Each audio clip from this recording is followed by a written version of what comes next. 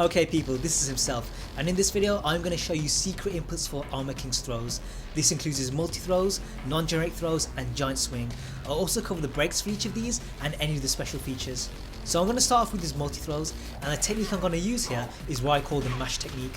For those of you who have watched my King video, you'll already know this, but for those of you who haven't, the mash technique involves hitting all 4 face buttons, 1, 2, 3 and 4 together repeatedly. And if you're on pad or have a stick with extra buttons, you can program this. So Armor King's chain throws start with crouch dash 1+4 or 2+3. If it's done with 1+4, the break is 1, and if it's done with 2+3, then it's 2. But what you'll notice is that whichever input you choose, the animation looks the same. So what you have here is a 50-50 mix up, which is great. So the first chain is funeral suplex. This is a 1 break and does a total of 45 damage, which is the lowest without breaks. The command for this is 2+4, 1+2 and then 1+2 again, but the secret input is just mashing it out. Simple. The next multi-part is choke sleeper. This is a 2 break and takes your total damage to 35. The command for this is 3+4, 3+4, 1+2, but the secret input is 3+4 and then mash. After the choke sleeper, if you continue mashing, you'll get the triple punches. This will take your total damage to 55 and puts you in a great position for Oki. King also has this chain, and I'm doing a video covering his options afterwards, so if you want to see that, make sure you subscribe. But back to Armor King, the throw is a 1 break, and if they guess right, you end up face up feet away, which is a bit of a downer because it means that you then need to be careful when getting up. The mix up is human necktie, which gives a total damage of 58. The command for this is 3-4, 1+2, 3+4, but the secret input is 3-4 and then mash.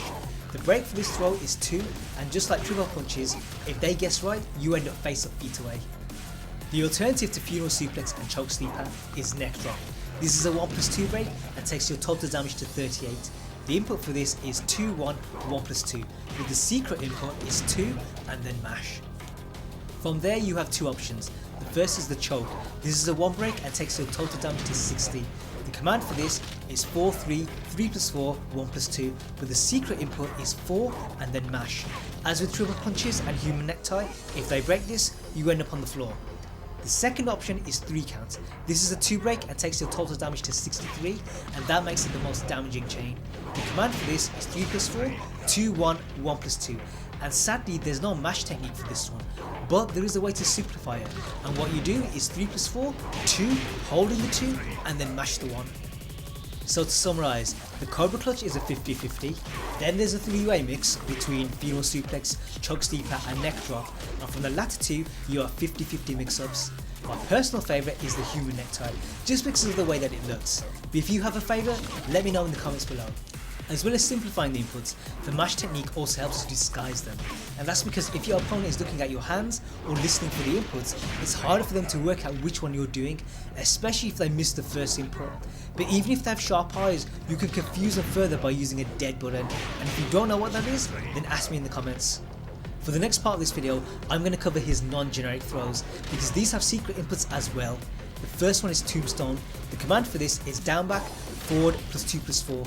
However, this can be simplified by doing quarter circle back, neutral, F plus 2+4, and what this does is it gives you the DB command indirectly, and I find this method way easier. The next throw is DDT. The command for this is down back plus 1+2, but we can simplify it using the same technique as tombstone. Basically we can capture the first DB with quarter circle back and then hit down back 1+2. Again, I find this way easier and way more consistent. Now before I go into the final section, I want to ask you guys what you think my next Armor King video should be. Do you guys want to see throw Oki, wall combos or something else? Let me know in the comments below and I'll take it into consideration. The last secret input I have for you is for giant swing. The command for this is forward, half circle forward +1. On stick this shouldn't be too tricky, but on pad it's easy to mess things up. I personally often find my thumb getting stuck on the DF, so I accidentally end up with DF1, which is not what I want. But to overcome this, the method I use is forward, reverse quarter circle back and then neutral into F+1.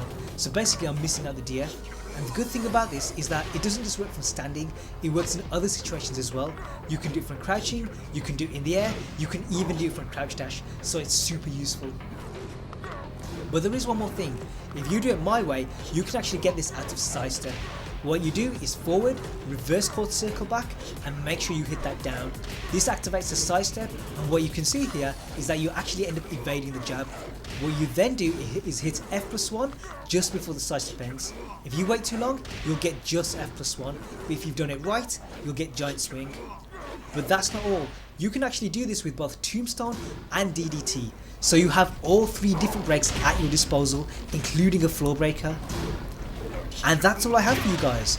As always, I hope you guys learned something. If you did, then please like, share and subscribe. If you think I've missed something out or got something wrong, then let me know in the comments. There's more Armor King videos to come, so keep your eyes peeled for that, and I'll see you guys in the future.